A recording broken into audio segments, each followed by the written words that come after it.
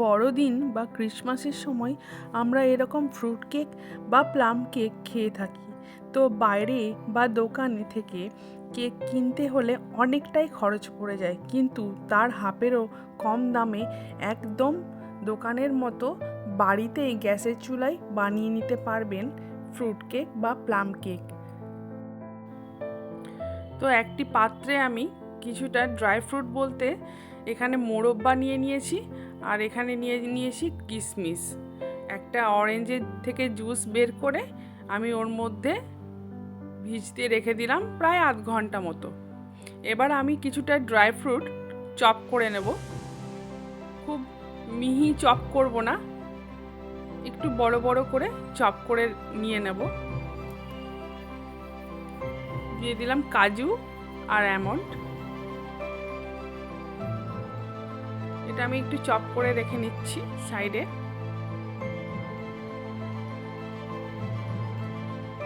এদিকে একটি পাত্রে আমি নিয়ে নিলাম হাফ কাপ সাদা তেল। এখানে হাফ কাপ বলতে বোঝায় 120 ml।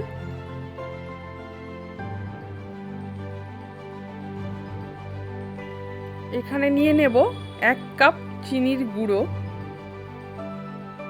ভালোভাবে আমি দুটোকে মিক্স করে নেব।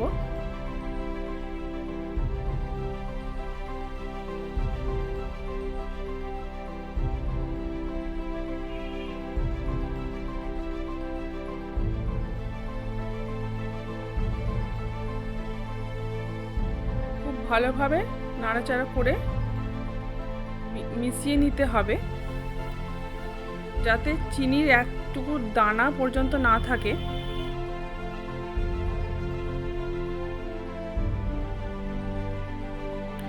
এরপর দিয়ে দিচ্ছি ভ্যানিলা এসেন্স। এটিকেও ভালোভাবে মিশিয়ে নিতে হবে।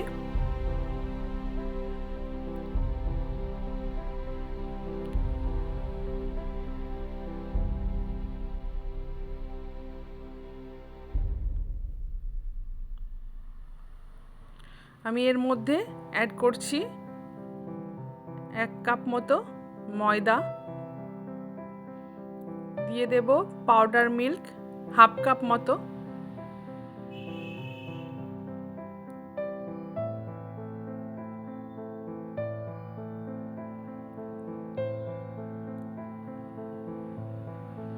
ভালোভাবে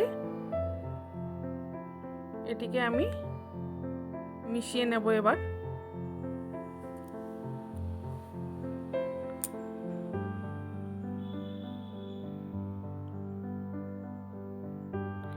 সব ড্রাই ফ্রুটগুলো দিয়ে দিলাম। এরপর মিশ্রণটিকে ভালো করে তৈরি করে নিতে হবে। দেখুন কতটা ড্রাই আছে। এর মধ্যে 1 কাপ মতো দুধ মিলিয়ে দিতে হবে। আমি দিয়ে দিলাম যেই ড্রাই ফ্রুটগুলো ভেজানো ছিল অরেঞ্জ জুসে, সেইগুলো আগে দিয়ে দিলাম।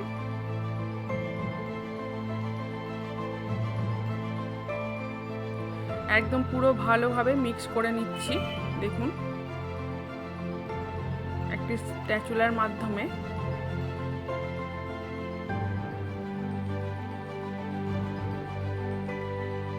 এবার যে ক্যারামেলটা আমি তৈরি করে রেখেছিলাম সেটি দিয়ে দিচ্ছি ওর মধ্যে। ক্যারামেল বানানোর জন্য আমি একটা ভিডিও তৈরি করেছি, সেটিও আপনাদের সঙ্গে শেয়ার করব। কিভাবে ক্যারামেল বানাতে হয় সেটি দেখিয়ে দেব।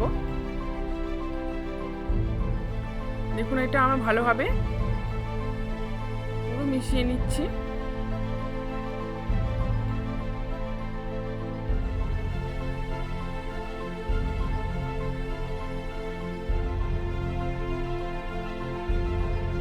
মেশানো হয়ে গেছে।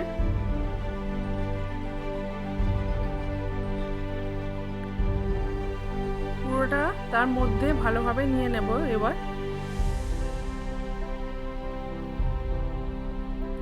দেখুন খুব সুন্দরভাবে মেশানো হয়ে গেছে। এবার এর মধ্যে আমি অ্যাড করে দেব 1 টেবিল স্পুন বেকিং পাউডার ও half tablespoon baking soda.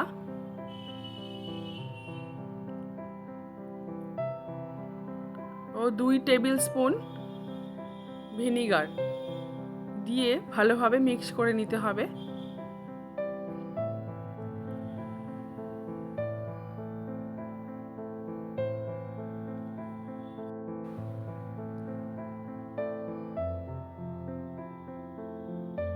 ভালোভাবে মিক্স করে নিচ্ছি।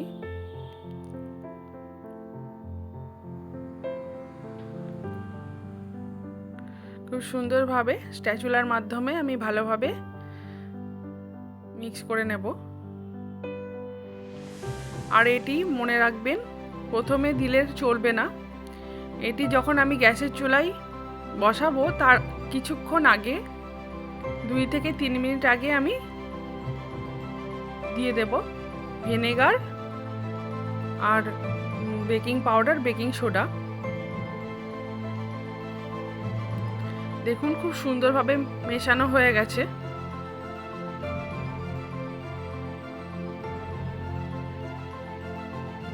আমি আরেকটু ভালোভাবে মিশ্রণটিকে তৈরি করে নিলাম। আর এদিকে গ্যাসের মধ্যে আমি একটি ডেচকি বসিয়ে দিয়েছি বড় সাইজের, প্রিহিট হয়ে গেছে। হালকা ফ্লেমে প্রিহিট করে নিয়েছি। আমি দিয়ে দিচ্ছি এর মধ্যে লবণ,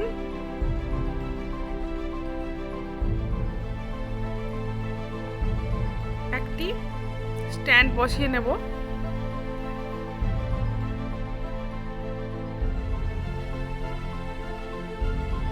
স্ট্যান্ডটি ঠিক মিডিলে মধ্যখানে বসাতে হবে। এরপর একটি স্প্যাচুলার মাধ্যমে আমি তেল ব্রাশ করে নিচ্ছি। মোল্ডটির মধ্যে আমি তেল ব্রাশ করে নিলাম প্রথমে, তারপর দিয়ে দেব একটি বাটার পেপার।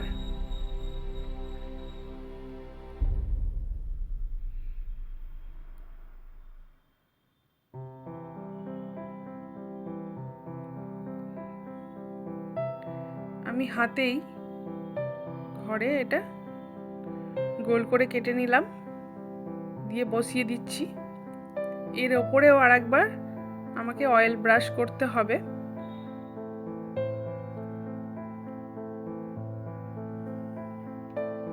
তাহলে কেকটি কোনো মতেই নিচে লেগে যাবে না, খুব সুন্দরভাবে ছেড়ে চলে আসবে। এর মধ্যে আরেকবার আমি অয়েল ব্রাশ করে নিচ্ছি।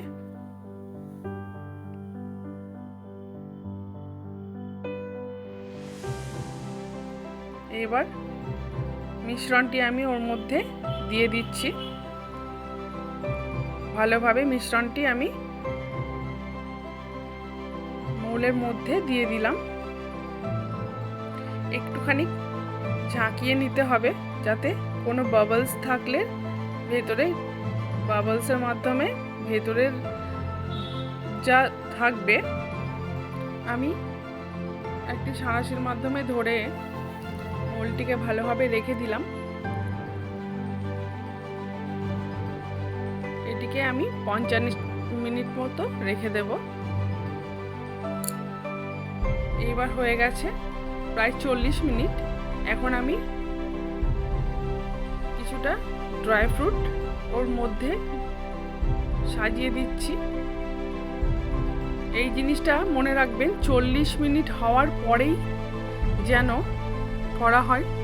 আমি এর ওপরে দিয়ে দিলাম একটু বাটার, ব্রাশ করে দিলাম, তাহলে খুব সুন্দরভাবে ড্রাই ফ্রুটগুলো টেস্ট হবে আর কালারটাও সুন্দর আসবে। আবার আমি ঢাকা দিয়ে দেব। দেখুন 55 মিনিট পুরো পাকাপাকি হয়ে গেছে। আমি ফিরে এসেছি, একটি টুথপিকের মাধ্যমে দেখে নিলাম, এতটুকুও গায়ে লাগেনি, মানে কেক তৈরি হয়ে গেছে।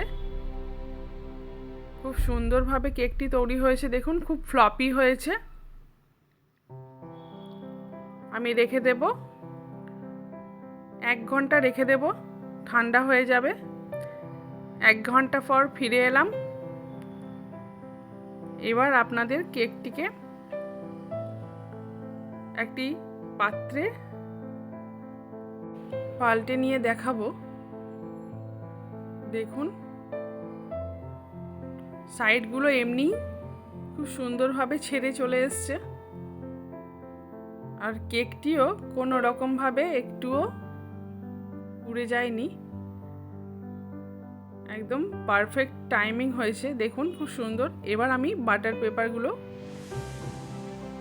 ছাড়িয়ে নেব। দেখুন কতটা ফ্লপি হয়েছে, খুব সুন্দরভাবে হয়েছে। আমি আর একটা পাত্র নিয়ে কেকটি উল্টে দেখিয়ে দিচ্ছি।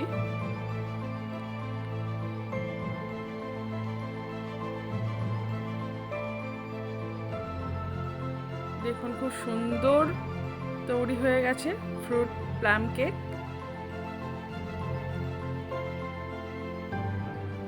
কি একদম লাগছে না দোকানের মতো?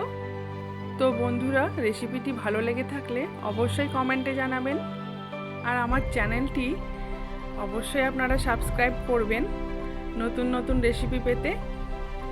আর সবাই ভালো থাকবেন, সুস্থ থাকবেন। দেখা হবে আরেকটি রেসিপি নিয়ে। আপাতত এইখানেই, নমস্কার।